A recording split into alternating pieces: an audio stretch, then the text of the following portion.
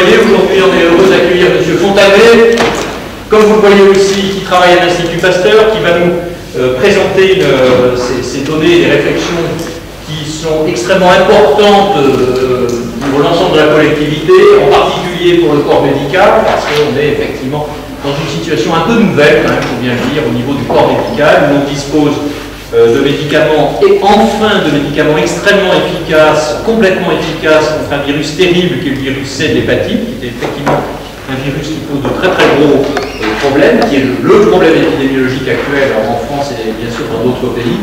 Mais comme vous le verrez, les médicaments en question sont chers à l'unité, le traitement, la durée du traitement elle-même est chère. Et donc se pose en fait une situation un petit peu nouvelle pour nous, au moins en maladie infectieuse. Cette situation est déjà connue dans d'autres disciplines médicales, mais en maladie infectieuse, c'est un petit peu une situation nouvelle. Et donc on remercie par avance M. Fontanet des éléments qu'il pourra apporter à la réflexion, aux éléments de décision, il n'y a pas de décideur dans la salle, mais enfin, aux éléments de réflexion et de décision sur ce sujet. Je laisse se présenter un petit peu mieux que j'ai pu le faire. Merci par avance de votre présentation.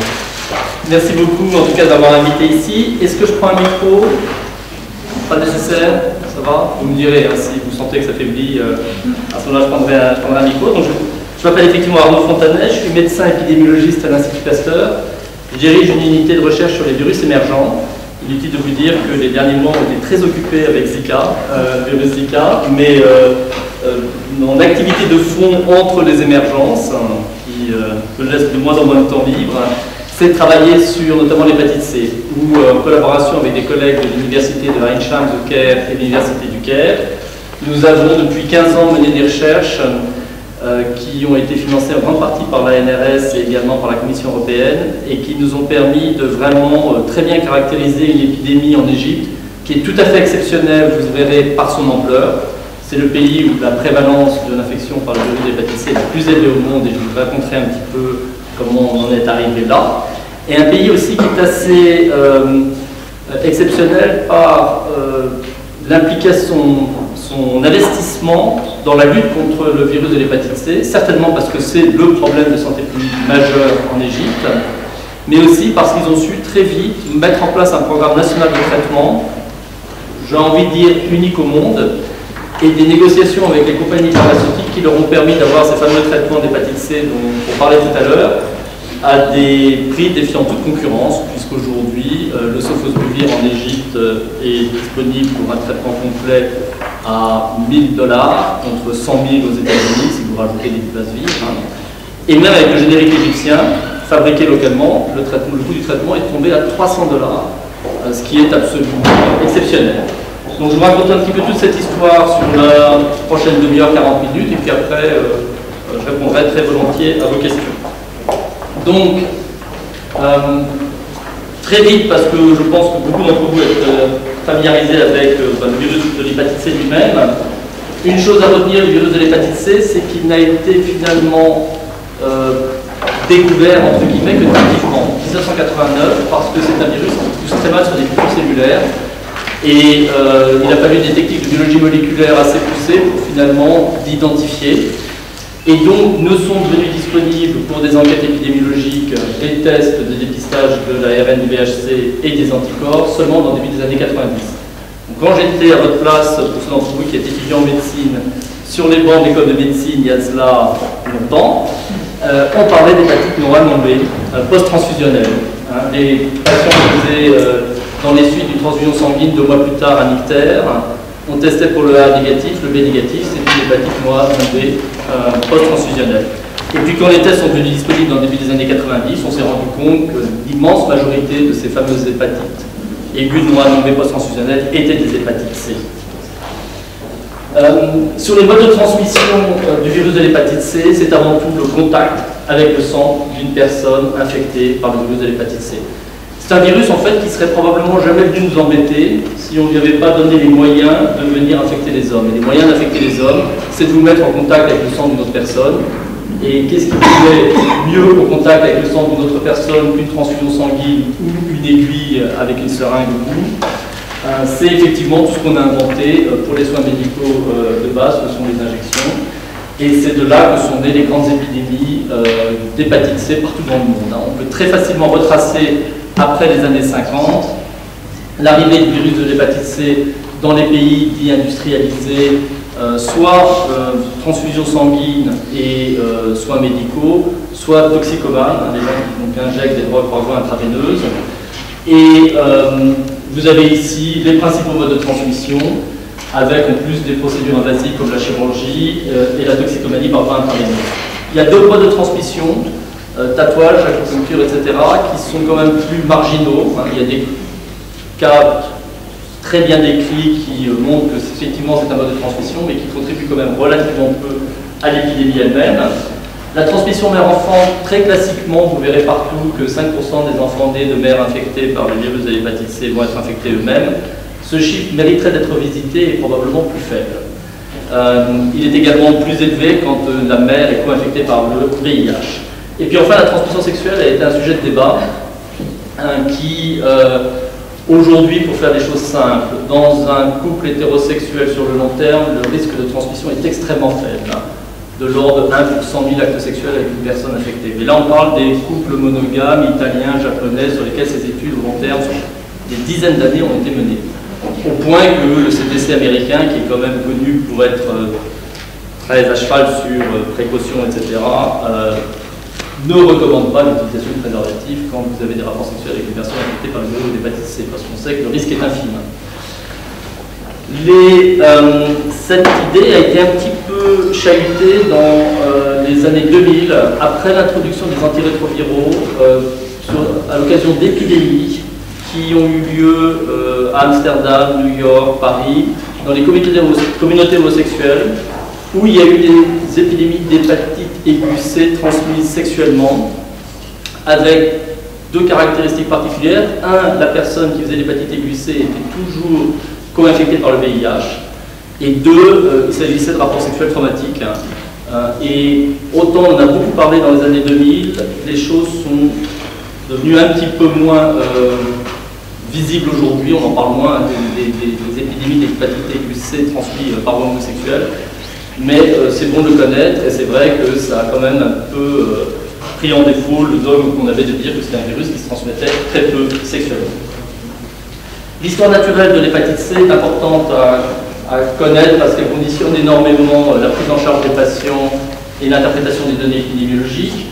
C'est un virus qui a une incubation longue. Alors, vous avez 2 mois après l'infection un épisode aigu, caractérisé par un ictère, une fièvre, vous connaissez tout ça, une hépatite aiguë, qui survient dans probablement un quart des personnes infectées. La plupart du temps, la phase aiguë est en fait asymptomatique. Puis après, dans les 6 mois, un tiers des patients se débarrassent spontanément du virus, et puis les 2 tiers vont vers une infection chronique. Ceux qui se débarrassent du virus vont garder des anticorps à vie, mais sont considérés comme guéris. Ceux qui évoluent vers une infection chronique vont avoir une évolution longue qui est de l'ordre de 20-30 ans. Sur les études communautaires qui sont quand même les plus fiables et qui ne sont pas biaisées par les recrutements hospitaliers, on estime que 7% des infections chroniques donnent des cirrhoses à 20 ans et peut-être 20% à 30 ans. Donc on est dans des chiffres quand même relativement modérés par rapport aux premières estimations qui étaient disponibles dans la littérature. Donc globalement, on est sur 20 à 30 ans, avec, une fois que vous avez développé une cirrhose, un risque d'hépatocarcinome qui est estimé à 1 à 4% par an, et puis plus souvent de cirrhose décompensée, pouvant évidemment entraîner la mort. Cette histoire naturelle peut être plus courte quand les personnes consomment de l'alcool ou sont co-infectées par le VIH, plus longue quand il s'agit de femmes ou qui ont été infectées jeunes par le virus de l'hépatite C.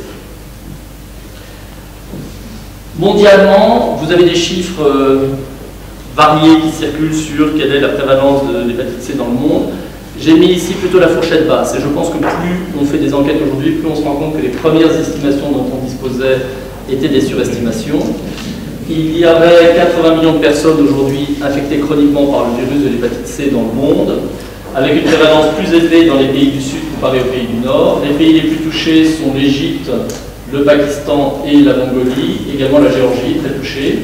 Et puis sinon, à côté de tout ça, il y aura c'est une épidémie qui est assez hétérogène et que vous trouverez localement des endroits avec des prévalences élevées, mais ça reste un petit peu plus disparate. Il n'y a pas de chiffre d'incidence fiable, hein. C'est extrêmement difficile de mesurer des incidences, une très grosse étude de cohorte, donc je préfère ne pas en citer. On estime que 350 000 personnes meurent d'hépatite C chaque année. Si vous rajoutez les 650 000 des hépatites B, vous arrivez au million. Et c'est vrai que les hépatites C et les hépatites B chroniques ne retiennent pas autant l'attention des bailleurs de fonds, organisations internationales qu'elles ne le devraient. Il y a des programmes très structurés à l'OMS, par exemple, pour paludisme, sida ou tuberculose, où on est aussi dans l'ordre de grandeur du million de morts par an, plus ou moins. Mais hépatite, l'unité, qui n'est pas un programme, hein, a été créée il y a 3-4 ans et a toujours encore aujourd'hui 4 personnes. Et ils ont été en plus absorbés dans le mastodonte du département VIH de l'OMS. Vraiment pour vous dire qu'on n'arrive pas à faire parler des hépatites, et c'est assez étrange, peut-être parce que c'est une maladie d'évolution si longue, sournoise, qui ne tue pas aussi systématiquement que le VIH. On ne fait pas un bon boulot pour vendre les hépatites comme un grand problème de santé publique, mais pourtant, en termes de nombre de morts, c'est un véritable fardeau. Alors maintenant, on va aller en Égypte, qui a vraiment une situation épidémiologique très très particulière.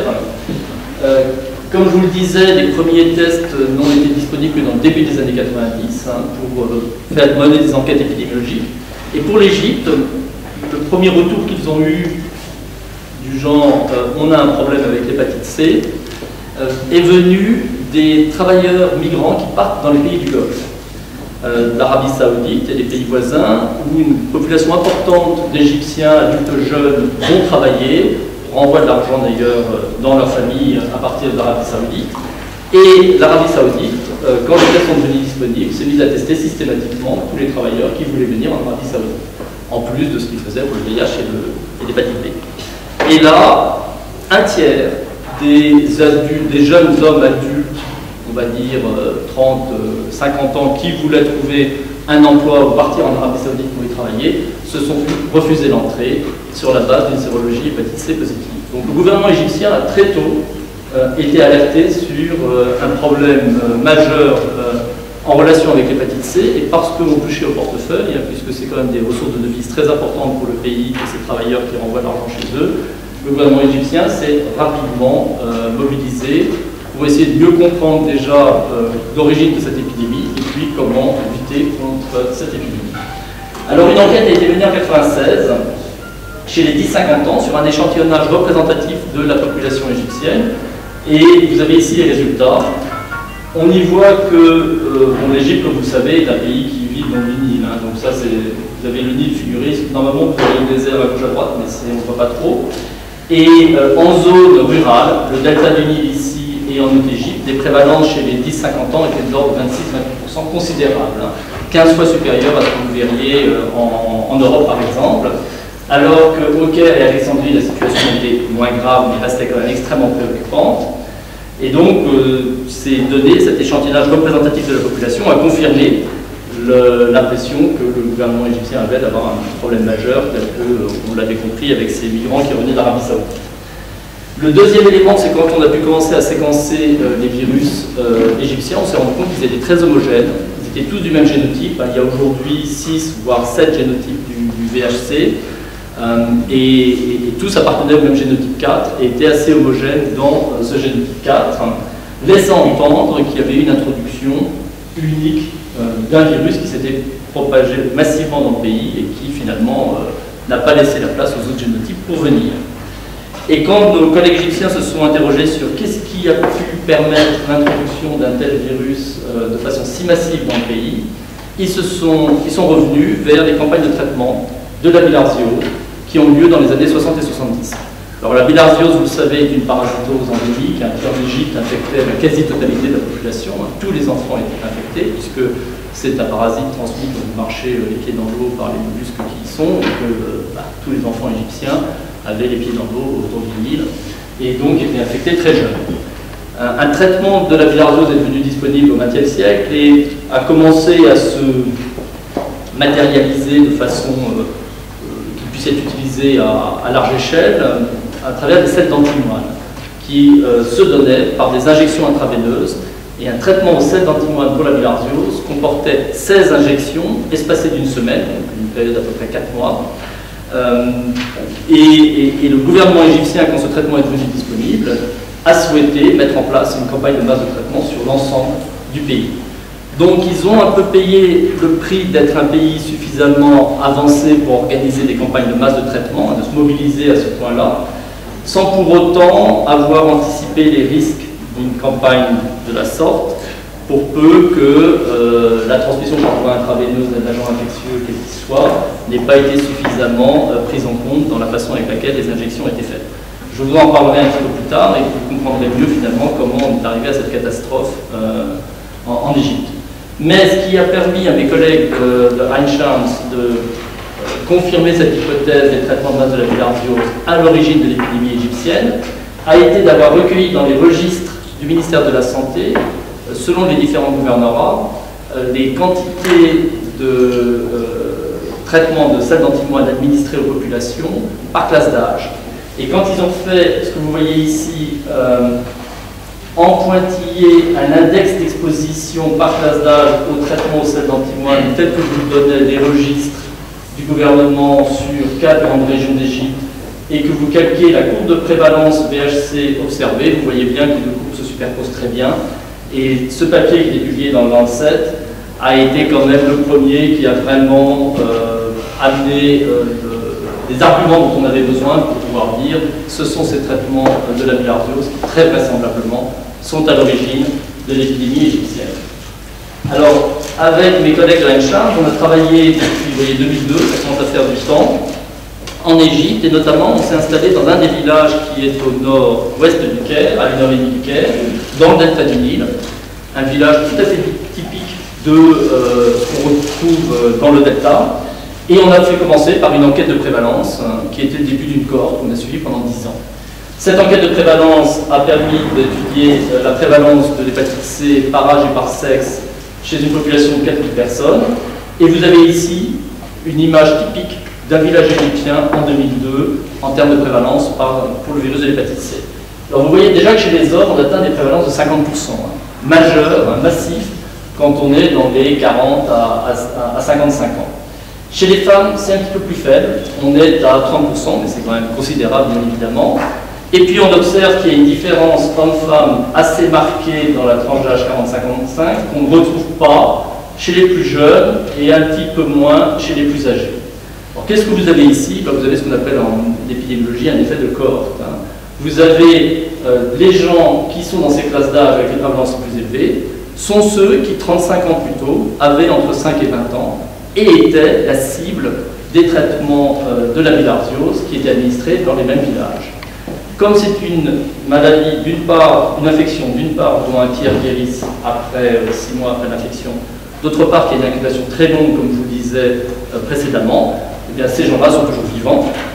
Et vous les retrouvez, donc 35 ans plus tard, avec des taux d'infection très élevés pour ceux qui ont été les plus exposés aux campagnes de traitement de la bilharziose. Et puis de ce groupe très exposé à la bilharziose, l'infection s'est répandue sur les plus âgés et sur les plus jeunes, et on verra quels étaient les modes de transmission qui ont permis la diffusion de l'épidémie aux autres tranches d'âge. Donc vous me demanderez pourquoi est-ce que les hommes étaient plus infectés que les femmes. Une des explications les plus plausibles était finalement la façon avec laquelle ont été organisées ces campagnes de traitement de la bilharziose. Donc il s'agissait, comme je vous le disais, de traiter des enfants et jeunes adultes, de 5 à 20 ans, ça allait un petit peu plus loin, en leur administrant des injections de sel d'antimoine par voie intraveineuse, et on parle de 16 injections espacées d'une semaine.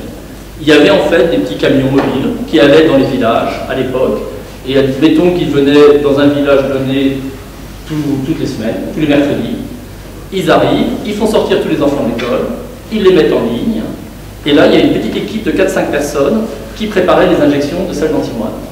Alors pour ce faire, il y en a un qui avait sorti une seringue, l'autre mettait l'aiguille, un troisième allait extraire les sels d'antimoine du flacon de sel d'antimoine, un quatrième avait mis un garrot à l'enfant, et puis un dernier récupérait la seringue et administrait. Si je vous raconte tout ça avec autant de détails, c'est que un consultant technique de l'OMS a assisté à l'administration des salles d'antimoine dans un village et on a fait un rapport extrêmement détaillé, qui est d'ailleurs cité dans le papier de Franck que je vous montrais avant sur les index d'exposition aux salles d'antimoine.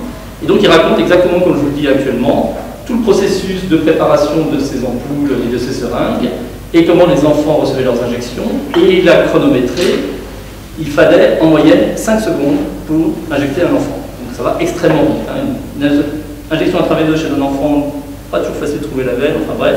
En plus avec du matériel qui était réutilisé, donc vous imaginez les coups d'aiguille qui étaient plus que l'on voit aujourd'hui, où une injection intraveineuse se fait comme ça. Bref, c'était... et 5 secondes pour injecter un enfant, ça allait quand même extrêmement vite.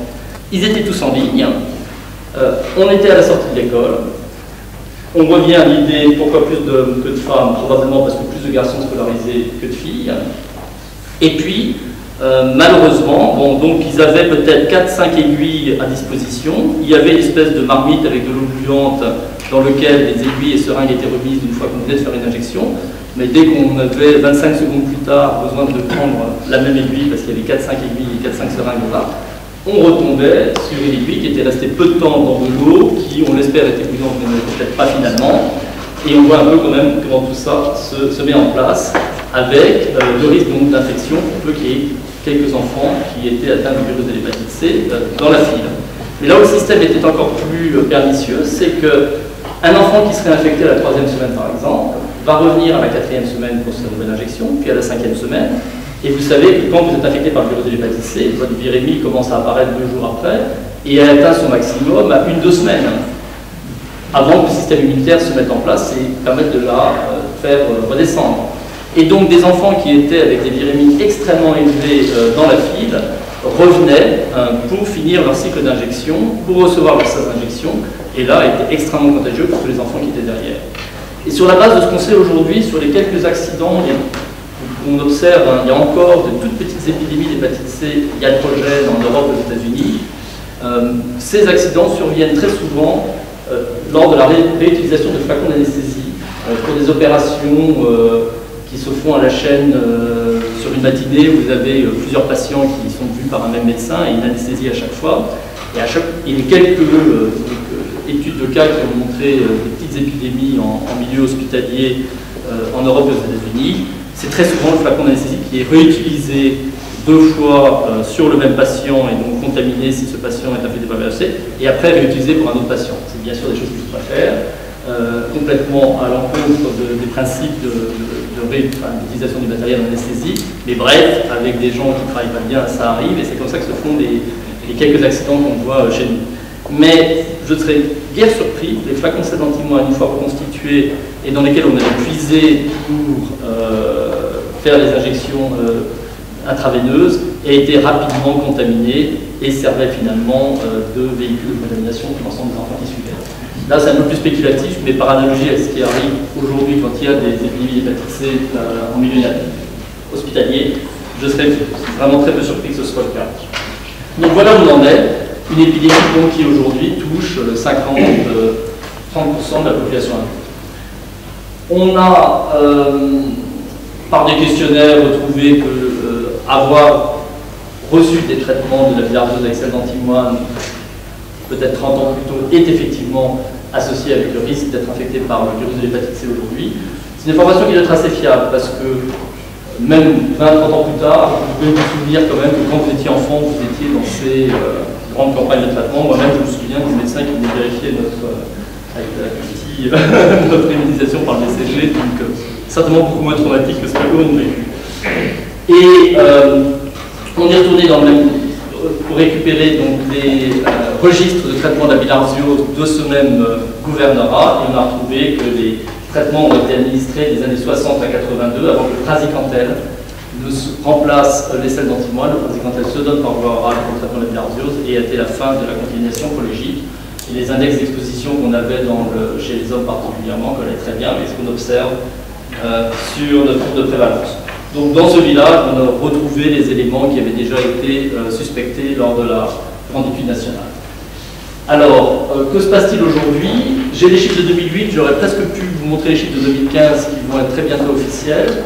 mais qui vous montre à l'échelle nationale, sur une enquête, donc dans les enquêtes démographiques de santé où ont été testées pour le VHC la population égyptienne âgée de 15-60 ans, des taux de prévalence en zone rurale ici qui atteignent là encore 50% chez les hommes et 40% chez les femmes, pour les classes les plus exposées, et en zone urbaine, des chiffres inférieurs, mais qui restent quand même extrêmement élevés aussi, confirmant donc l'importance à l'échelle nationale de l'épidémie aujourd'hui, avec une prévalence de 15% de porteurs d'anticorps, de 10% de porteurs d'ARN, donc infection chronique, ce qui nous a permis d'estimer que 6 millions de personnes étaient infectées chroniquement par le virus de l'hépatite C en Égypte, et avec des travaux de modélisation, on a estimé qu'il y avait 150 000 nouvelles infections chaque année aujourd'hui en Égypte. Alors on a voulu comprendre comment se transmettait aujourd'hui le virus de l'hépatite C. C'est une chose de savoir que l'épidémie a commencé avec les campagnes de traitement de la bilharziose, mais ce qui intéresse le ministère de la Santé égyptien aujourd'hui, c'est comment est-ce qu'il se transmet, qu'est-ce qu'on peut faire pour bloquer la transmission et donc éviter de nouvelles infections. Pour ce faire, on s'est dit, on va aller recruter des infections récentes.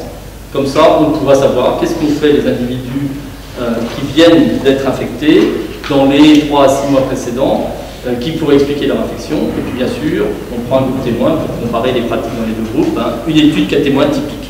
Alors comment est-ce qu'on va recruter des cas incidents d'hépatite C? Il y a en Égypte des hôpitaux qu'ils appellent les fever hospitals, où les gens qui ont des fièvres, traditionnellement, vont consulter. Alors ils reçoivent énormément de monde chaque jour, il y en a une bonne dizaine en Égypte, et c'est plutôt des gens qui viennent de milieux socio-économiques défavorisés, mais il faut savoir que c'est 90% de la population en Égypte.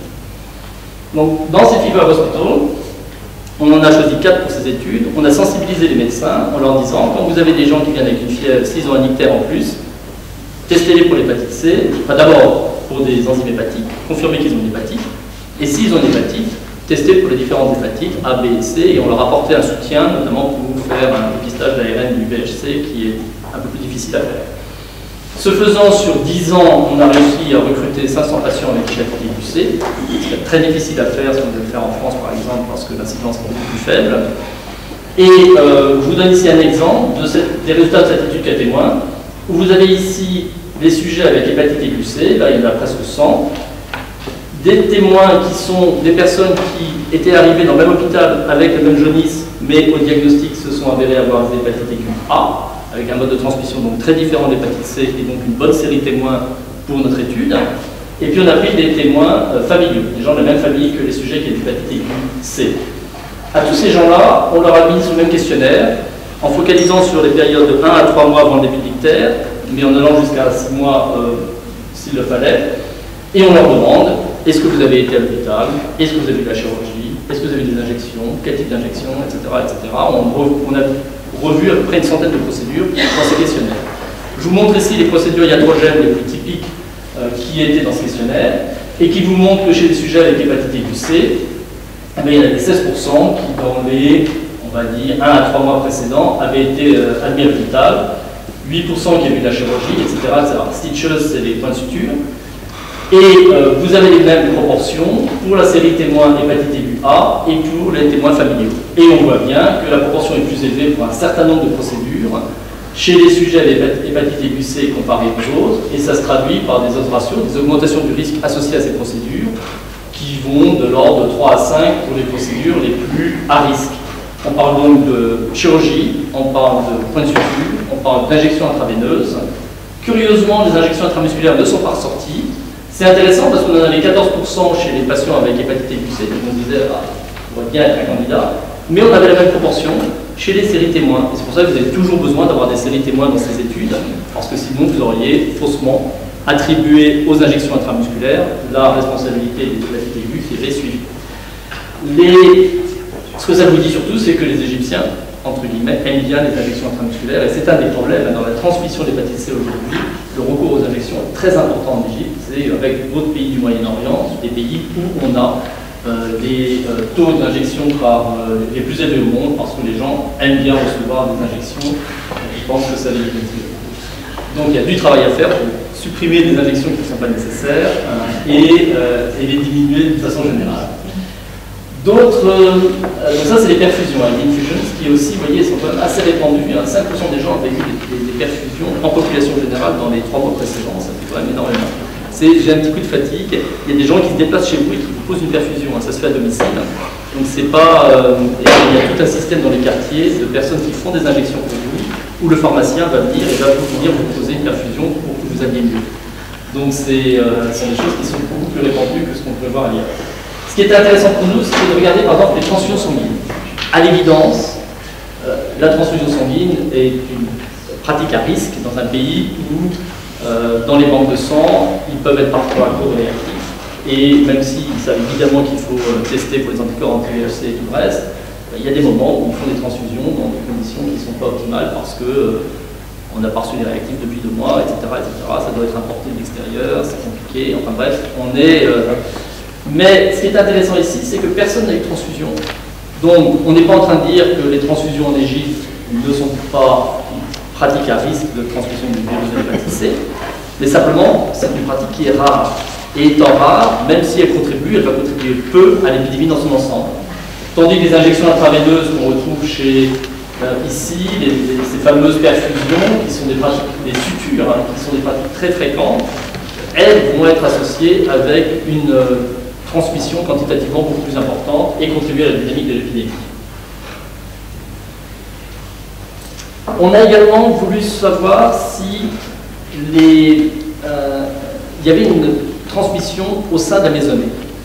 Dans un pays où vous vous retrouvez avec quelquefois 20% des adultes qui sont affectés par le virus de l'hépatite C, évidemment, des questions se posent sur quel est le risque de transmission au sein de la maison, sur les gestes de la vie courante, la salive, est-ce qu'on peut partager un repas, est-ce qu'on peut partager un verre, etc.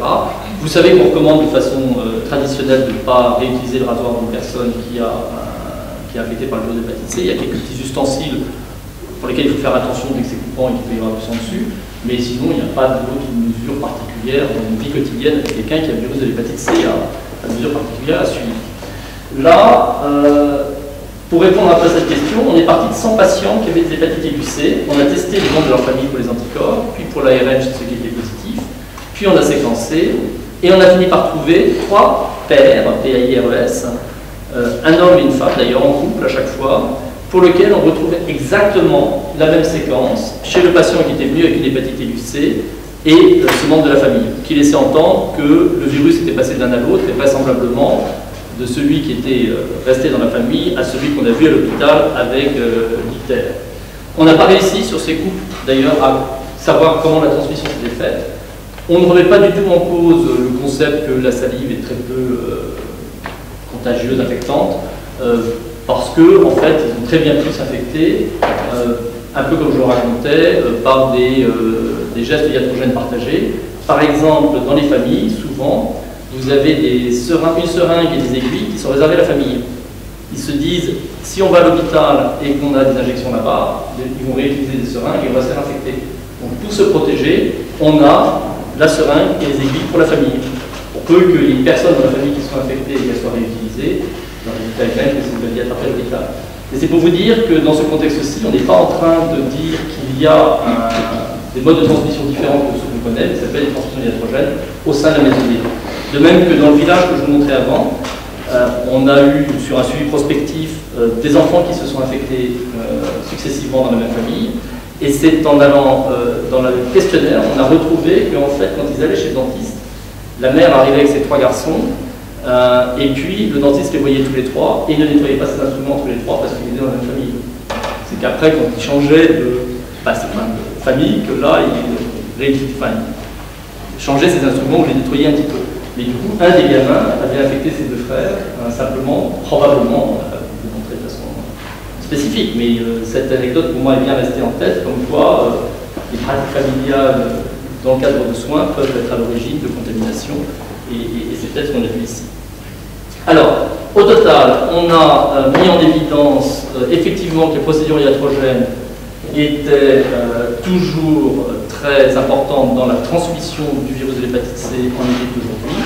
Ça tient au fait que c'est un pays qui est très médicalisé, comme je vous disais, il y a beaucoup d'injections, il y a beaucoup de recours aux soins, il y a beaucoup de structures de soins en Égypte. Et là encore, il paye un peu cette médicalisation importante de la société, là où il n'arrive pas partout à assurer l'utilisation de la période potable quand c'est possible, ou la stérilisation des gros instruments qui ne peuvent pas être, qui ne sont pas jetables. Mais très clairement, les injections médicales et notamment les perfusions contribuent beaucoup à l'épidémie aujourd'hui.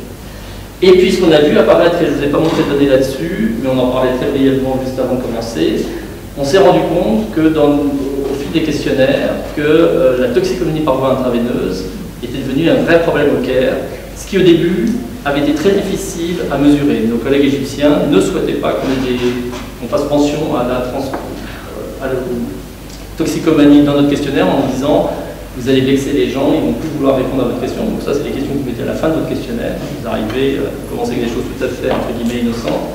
Et puis question 98, c'est est-ce que vous utilisez de drogue par voie intraveineuse? Et 99, est-ce que vous avez des aventures extramaritales?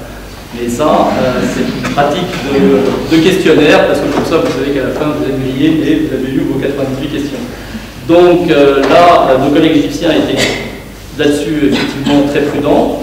Et en fait, ils ont assez vite, les cliniciens qui voyaient les patients nous disaient c'est pas dans le questionnaire, mais à l'évidence, ce patient est toxicomane.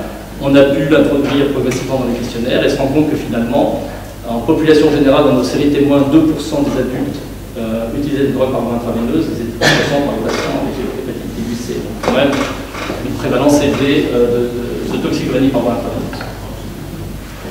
Pour finir avec l'épidémiologie, on a également collaboré avec les équipes d'Alain-Jacques Valron à l'époque et Sylvie de Gilles-Barban pour faire des estimations de la mortalité, des projections sur la mortalité par carcinome hépatoscellulaire et cirrhose décompensée.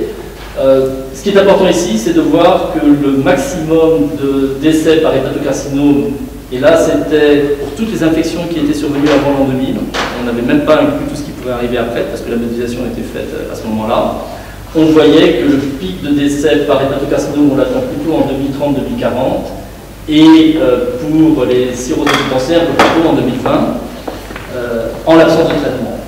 La bonne nouvelle, c'est qu'entre-temps, les traitements sont arrivés, on va en parler maintenant, et on espère avoir un impact qui sera modeste, hein, mais quand même sur la mortalité à venir. Mais ce qui était important pour la sensibilisation des pouvoirs publics en Égypte, c'était de leur dire, vous n'êtes pas encore vu pire, même si on commençait à voir dans les années 2000 beaucoup de gens développer des hépatocarcinomes ou des cirrhoses décompensées dans l'entourage familial, professionnel, et la population était de plus en plus sensibilisée, on était encore qu'au début. Et c'est dans les 10 années à venir qu'on aura le pic de décès lié au virus de l'hépatite C, avec heureusement maintenant un traitement qui, j'espère, permettra de limiter ces décès. Alors, parlons de traitement, et c'est là-dessus que je terminerai ma présentation. On a d'abord commencé par tester ce qui était utilisé partout jusqu'à il y a 3-4 ans dans le monde, un interféron pégylé, la ribavirine. On a un génotype d'I4. Pour l'hépatite C, il faut savoir que la réponse au traitement dépend des génotypes. C'était très vrai du temps d'interféron pégylé et la ribavirine. Ça reste vrai avec les nouveaux antiviraux, mais c'est un petit peu plus compliqué et moins important comme différence, parce que quand même, les nouveaux antiviraux marchent très bien de façon générale. Et là, on a retrouvé ce qui est admis aujourd'hui comme étant le taux de réponse normal pour le virus de l'hépatite C avec l'interféron pégylé ribavirine, 60% de réponse au traitement. Donc rien de très surprenant dans ça. Ce qui est important dans cette étude, c'est qu'elle a été faite par mon collègue Gamal Esmat de l'Université du Caire, en Égypte, avec des patients égyptiens. Et ce que j'entendais toujours avant, quand on leur parlait d'interféron, c'est l'interféron, ça ne marche pas en Égypte parce que les patients ne sont pas les mêmes, le virus n'est pas le même. Quand Gamal Esmat, qui est une grande figure de l'hépatologie mondiale, fait un essai en Égypte et revient en disant 60% des patients guérissent, non seulement il faut convaincre ses collègues hépatologues, mais il faut aussi convaincre le ministre de la Santé qui en fait un traitement pour l'hépatite C en Égypte. Du coup, le ministre de la Santé de l'époque, qui était le dernier ministre de l'ère Moubarak, Hatem El-Gebali, a souhaité mettre en place un programme national de traitement de l'hépatite C, et il l'a fait avec beaucoup d'énergie. Alors, il y a eu des grands débats, et on pourra revenir là-dessus, sur le faire de la prévention du traité, sachant que le coût des traitements, même de l'époque, était déjà prohibitif. On était des traitements qui au début coûtaient $20 par patient, avec un taux de réponse qui est seulement 60%. Mais vous verrez que les choses ont un petit peu changé, et puis qu'une dynamique s'était mise en route, avec l'ouverture de 23 centres jusqu'en 2012, et aujourd'hui je pense qu'il y a entre 30 et 35 centres qui traitent l'hépatite C en Égypte, et un programme qui permettait de traiter à peu près 40-50 000 patients par an, avec quand même pour le ministère de la Santé égyptien 90 millions de dollars simplement pour les traitements. Je ne parle même pas de l'infrastructure autour, mais juste pour traiter, Et ça, c'était le coût de ces traitements d'interférontopédie et ribavirin, qui en Égypte est devenu très rapidement abordable, j'ai envie de dire, parce qu'une compagnie égyptienne, Minapharm, s'est mise à produire le Ryferon, qui était un biosimilaire de l'interféron-pégidé. Et ce faisant, ils proposaient chaque année un prix plus bas que ce que Roche et à l'époque Merck proposaient pour leurs produits, le Pegasis, le Fegintron. Et donc Roche et Merck suivaient en baissant régulièrement leur prix pour finir à 1 500 $ pour un traitement, ou 1 500 € pardon, pour un traitement en 2011, grâce au produit local, qui je pense marchait aussi bien d'ailleurs que les molécules d'origine, mais qui a surtout tiré vers le bas le prix des molécules plus classiquement utilisées pour l'hépatite C. L'Égypte s'est d'ailleurs retrouvée avec le prix d'interféron-pégidé le plus bas au monde, $2 000 sur cette diapositive en 2012 de MSF. Au Vietnam, on payait encore plus de 25 000 $ le même traitement, donc ils ont de ce côté-là réussi très bien à faire baisser les prix. Et puis se sont alors posé les questions de qui va-t-on traiter? Comme je vous le disais au départ, on a 6 millions de personnes affectées par le virus de l'hépatite C en Égypte. On ne peut en traiter que 50 000 par an. Comment est-ce que vous allez choisir les 50 000 personnes qui vont recevoir votre traitement? Et là, il y a plusieurs approches. Il faut savoir que, par analogie, avec par exemple l'arrivée des tout premiers traitements du sida, et c'est les mêmes questions qui sont posées avec les tout premiers traitements d'Ebola, quand vous avez très peu de traitements pour beaucoup, comment est-ce que vous faites? Il y a des pays qui avaient décidé de tirer au sort. Pour vous dire que, parce qu'on n'avait pas trouvé finalement de meilleure solution que de se dire, vous me dites en France aussi, ça a été fait au début. Pour le VIH, voilà. Donc il y a des pays qui ont choisi de tirer au sort au tout début, quand vous n'aviez pas d'autre façon de faire. Bon, là on parle de plus grande quantité, on parle de 50 000 traitements, mais pour 6 millions de personnes. Et donc on a voulu s'approcher de techniques un peu plus classiques, comment prioriser, et notamment avec l'étude de coefficacité. Alors là, la problématique était, si vous traitez des gens tôt dans leur infection, vous avez une très bonne réponse au traitement. Les 60% deviennent 80% si vous traitez des gens au tout début de leur infection. Mais ces gens au tout début de l'infection, vous ne savez pas du tout si à terme ils vont faire des complications. Donc vous êtes peut-être en train de traiter des gens qui n'auraient jamais développé de complications. A l'inverse, si vous traitez des gens avec des formes avancées d'hépatite C, donc des formes qu'on appelle F3 ou F4 compensées, cirrhose compensée, bien sûr, ces gens-là, si vous ne les traitez pas, ils vont prochainement développer des complications, mais le taux de réponse est bien moins bon, il tombe à 40%. Comment est-ce qu'on arbitre là-dessus? On a fait ce que beaucoup d'entre vous connaissent, qui sont des études de coefficacité, on travaille avec le groupe de Yazdan Yazdan-Pala, et on s'est retrouvé à dire des choses qui en fait étaient assez évidentes dès qu'on raisonne un petit peu, mais qu'on a au moins quantifié, et par rapport au pouvoir public, ça a permis de changer les guidelines de traitement, parce qu'on a amené des chiffres. Et le raisonnement que les cliniciens avançaient régulièrement au gouvernement égyptien en disant il faut traiter les formes avancées, alors que le gouvernement égyptien ne voulait pas traiter les formes avancées parce qu'elles ne répondaient pas bien au traitement, avec le modèle de efficacité, on a pu les faire changer d'avis. Alors qu'est-ce qu'on a montré dans ces deux publications? Première chose, que si on n'avait pas de problème de coût, si on avait des traitements illimités, eh bien il était co-efficace de traiter pour l'hépatite C. Ce qu'on veut dire par là, c'est que le coût du traitement de l'hépatite C est moins cher que de ne pas traiter les gens et les laisser développer des complications que vous devez traiter et qui ont un coût elles-mêmes. Donc c'est ça que veut dire le premier paragraphe. Deuxième chose, c'est que si vous n'avez que 50 000 personnes que vous pouvez traiter, là, on est dans une situation plus complexe et il faut traiter les formes avancées. C'est là où on aura le meilleur rendement de $, euros par année de vie gagnée. Ou plutôt l'inverse, année de vie gagnée par $. Maintenant, on a également utilisé une autre approche qui vient d'un questionnement posé dans l'épidémie de VIH, de se dire, est-ce que de traiter des gens et de faire baisser leur charge virale, les rendant non contagieux, ne pourrait pas avoir un impact sur la transmission du virus? Est-ce que ce n'est pas finalement une forme de prévention que de traiter les gens et de contrôler leur charge virale? Du coup, ils ne sont plus contagieux pour les autres, et donc la circulation du virus diminue, et on aurait un impact sur la dynamique de l'épidémie. Alors pour ce faire, on est revenu sur le village que je vous montrais au tout début, et on a repris des questionnaires pour regarder un petit peu comment finalement étaient répartis les soins dans la population du village. Est-ce qu'il n'y aurait pas des approches astucieuses sur vers qui concentrer nos traitements? Alors, ce qu'on a réalisé, c'est que, comme je vous l'avais dit, les injections sont l'ennemi. Hein, c'est vraiment là que se situe l'essentiel de la transmission du VHC dans les villages. On a également pris les autres interventions médicales. Mais sur une moyenne de, je ne sais plus, de mémoire, 1 à 2 injections par personne et par an dans un village, il y avait un petit groupe qui constituait 5% des sujets qui sont ici et qui reçoivent un très grand nombre d'injections. Plus de 10 injections par an. Ces gens-là concentrent entre eux, 5% de la population, plus de 50% de toutes les injections qui sont données dans le village. Ce sont des gens qui ont entre 40 et 60 ans, qui ont une maladie chronique et qui, de façon répétée, vont dans les centres de soins pour recevoir des injections pour leur maladie chronique. Ils ont également d'autres types de soins. Ces gens-là, parce qu'ils viennent régulièrement dans les centres de soins, sont les premiers à être infectés. Et comme ils ont une maladie chronique et qu'ils vont retourner dans les centres de soins pour le traitement de leur maladie chronique, une fois qu'ils sont infectés, ils deviennent des sources d'infection pour les autres. Donc ils sont finalement ce qu'on appelle en épidémiologie notre co-groupe de transmission, similaire à ce qu'on voit dans l'épidémie de VIH avec les prostituées ou les toxicomanes par voie intraveineuse. Ce sont les moteurs de l'épidémie. Et nos 5% de personnes qu'on a appelées les super injecteurs, ça ne sonne pas mieux en anglais d'ailleurs, hein, parce qu'on aurait pu trouver quelque chose de mieux. Enfin bref, ces gens-là qui reçoivent énormément d'injections sont les premiers à être infectés et les premiers à infecter les autres.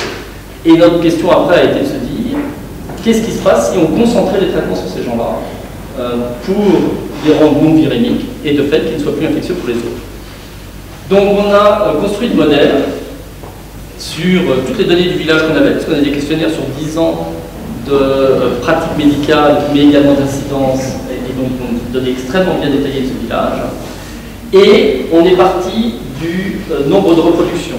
Donc ce qu'on dit en anglais le basic reproductive rate, hein, le nombre de reproductions, c'est finalement le nombre de cas secondaires par personne infectée dans une population complètement susceptible.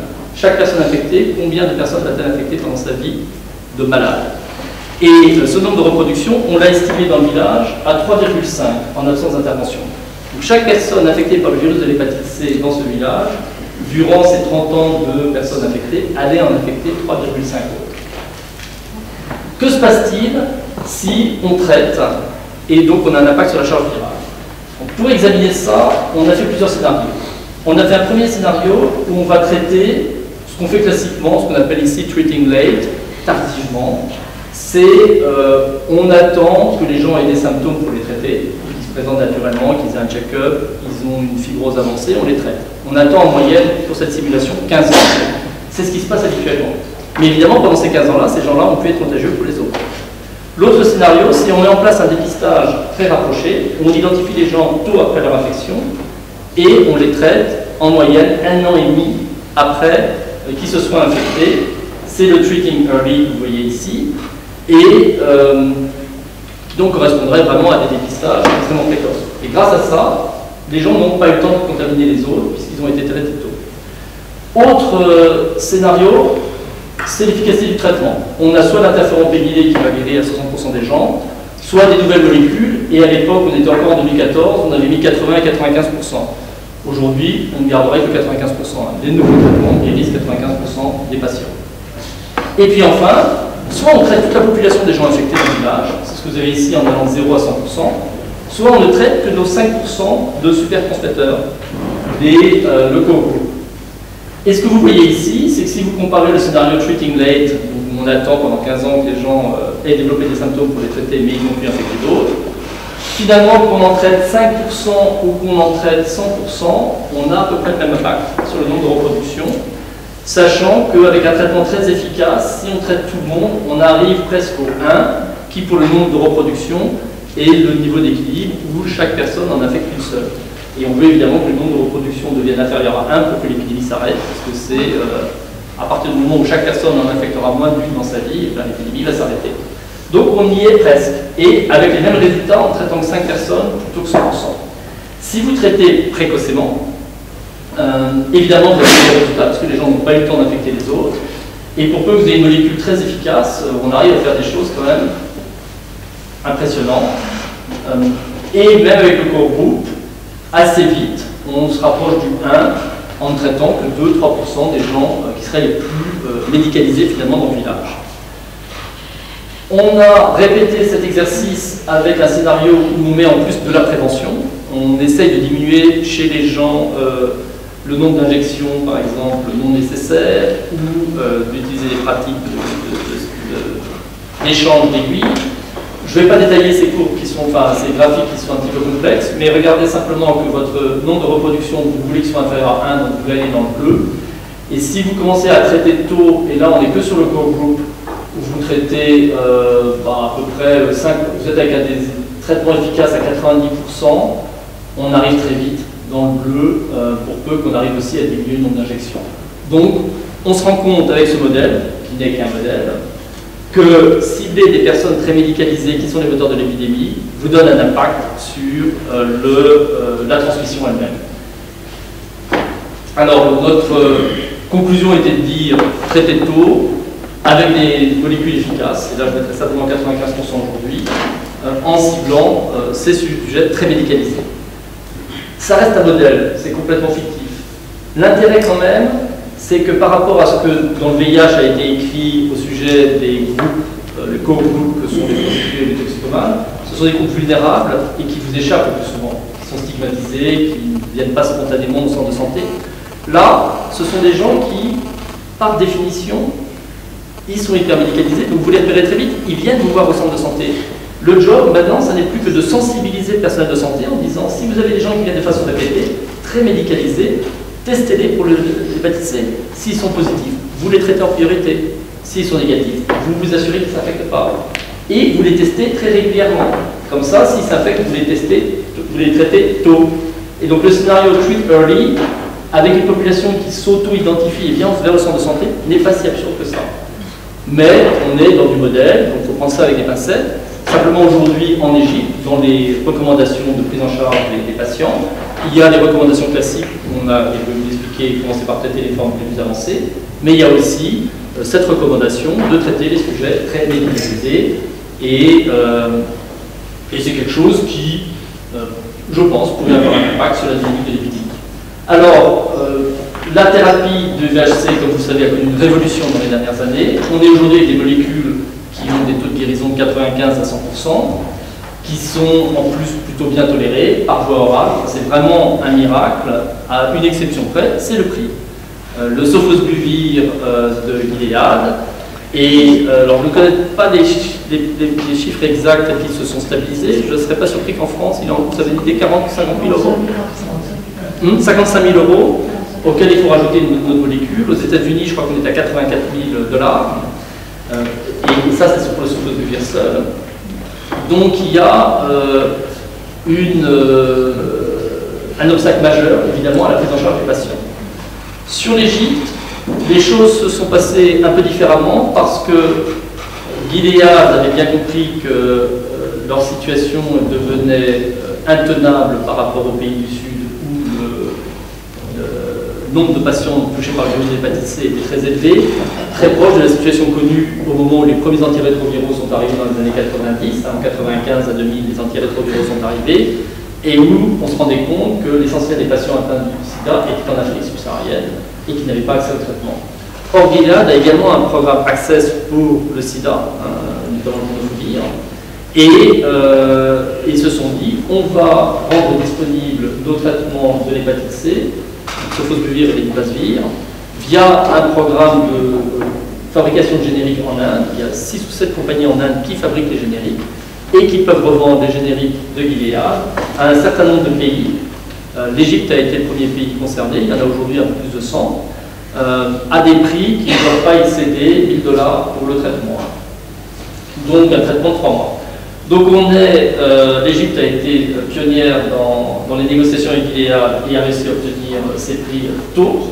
La façon avec laquelle le programme a été mis en route a été de créer un site web qui a reçu, comme vous le voyez ici, plus de 740 000 enregistrements en 3 mois.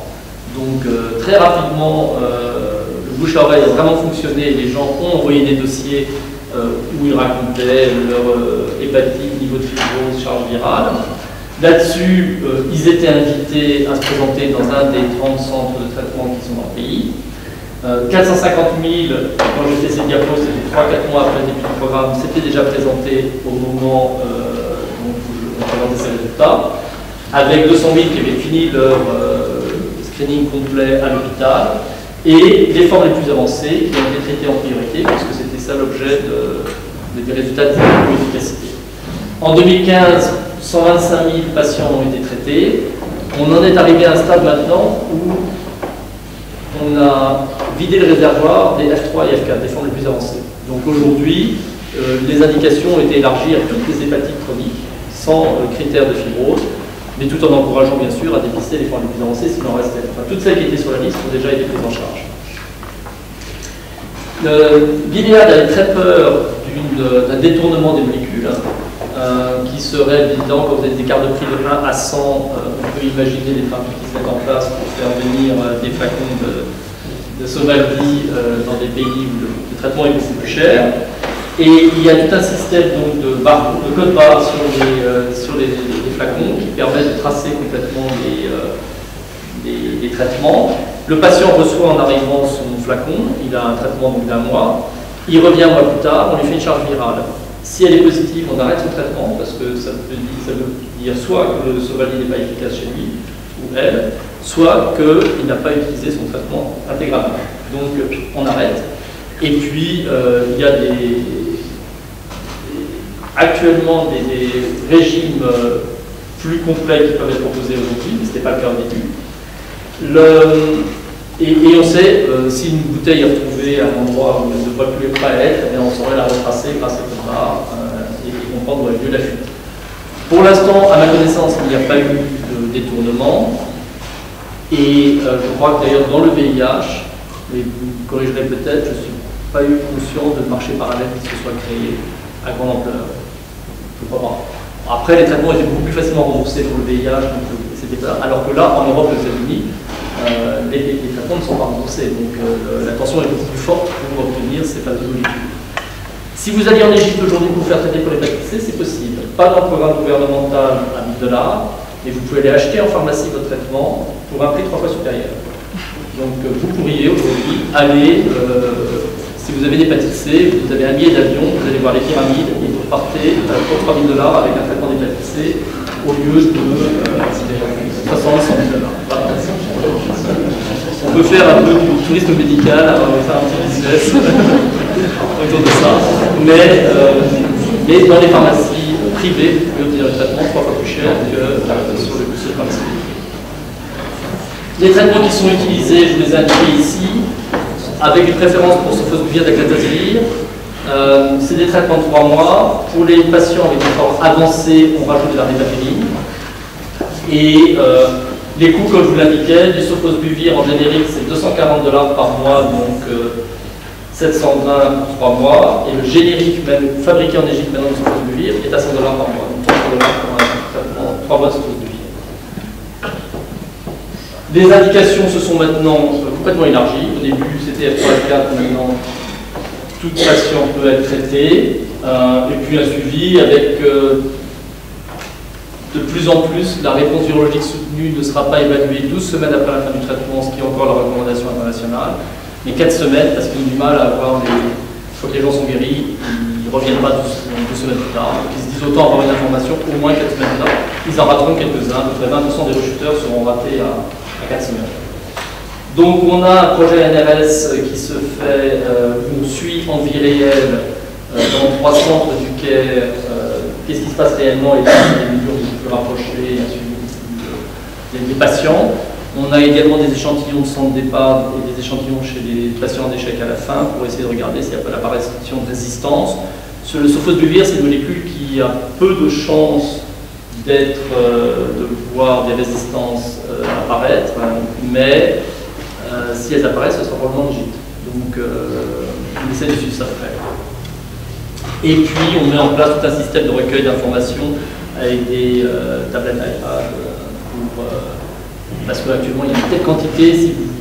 Si vous faites l'équation de 125 000 patients sur 30 centres et que vous regardez par patient, 6 ou 7 visites, combien ça fait de patients dans chaque centre, c'est, chaque fois que j'ai fait le calcul, j'étais horrifié, ça peut être 800 patients par jour, répartis sur 8 cliniciens.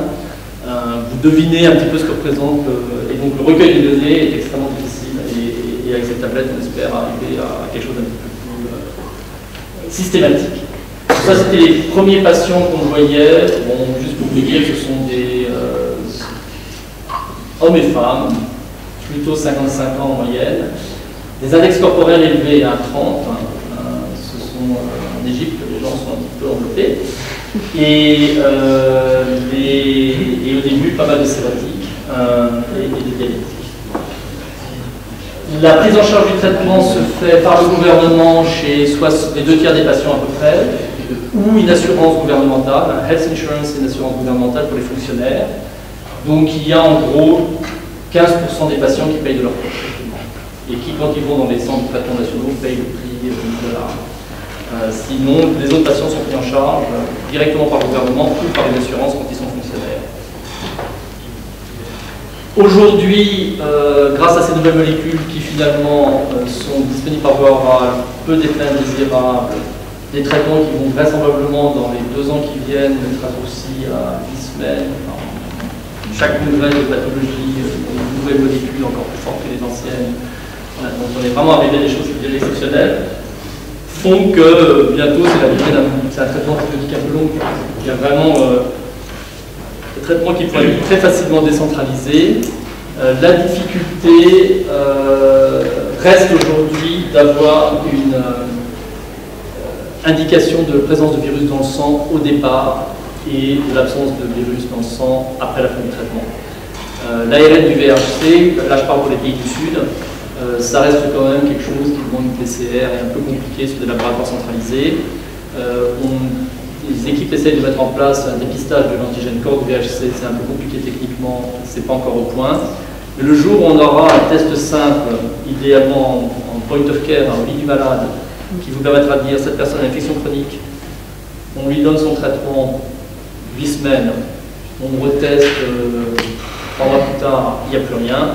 C'est un traitement qui sera devenu vraiment extrêmement simple. Et évidemment, toute la problématique restera celle-là.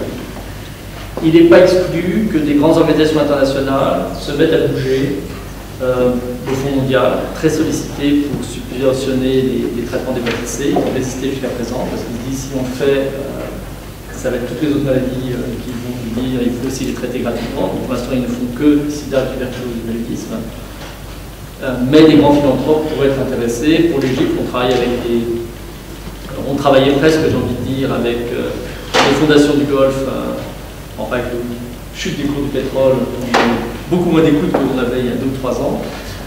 Mais c'est vrai qu'ils pourraient être intéressés, subventionnés, parce que là, si on arrive à des traitements qui coûtent $300, et puis c'est une guérison, on n'est pas comme avec le VIH, on peut les traiter à vie, on pourrait possiblement obtenir des soutiens, parce que $300 ou $1000, c'est peu quand on les compare aux $100 000 ici, mais pour des pays comme l'Égypte et l'Afrique subsaharienne ou les pays d'Asie, ça reste énorme.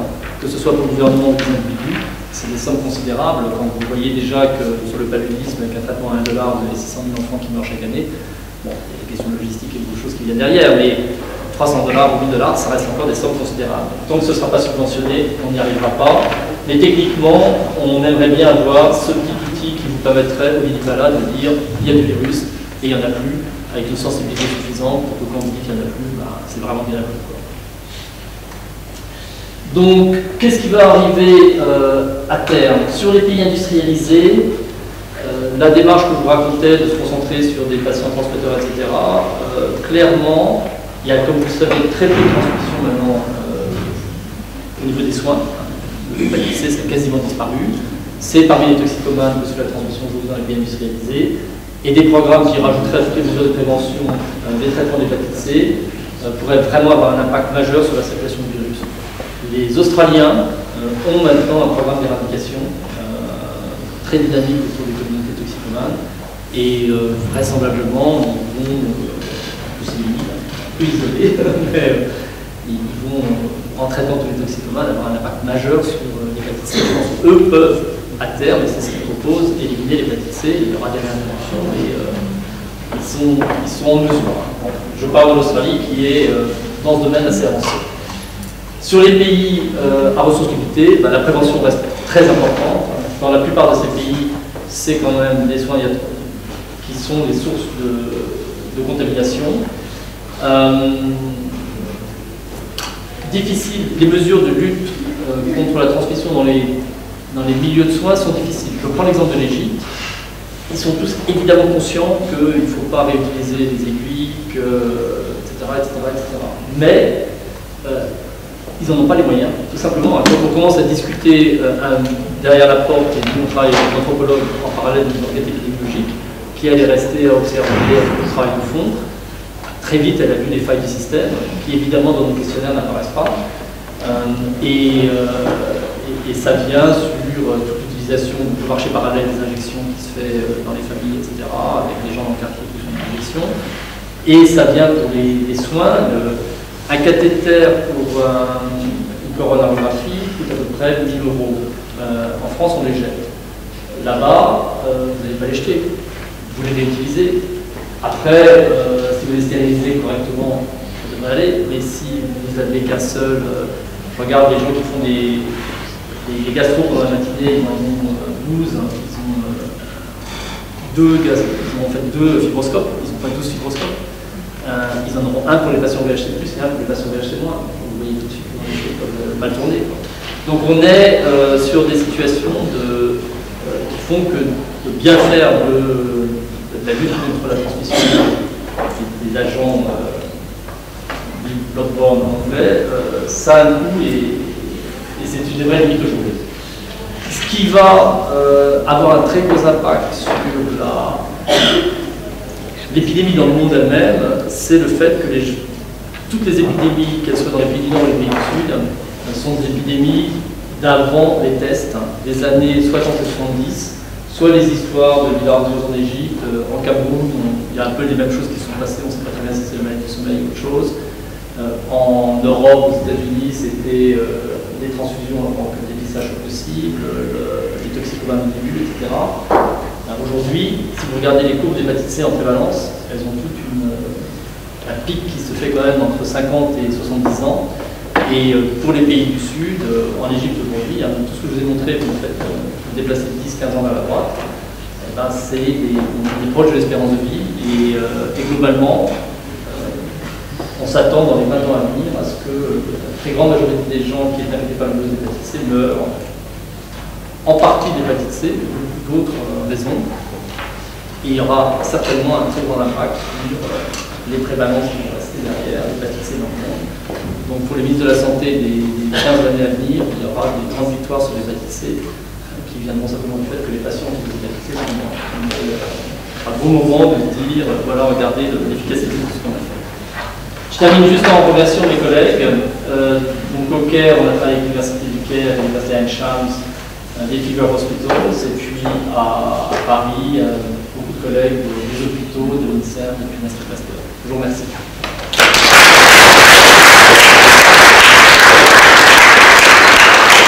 Merci beaucoup. Mon rôle à moi, c'est de veiller à ce qu'on tienne les horaires. On a le temps pour une question, mais pas deux. Une.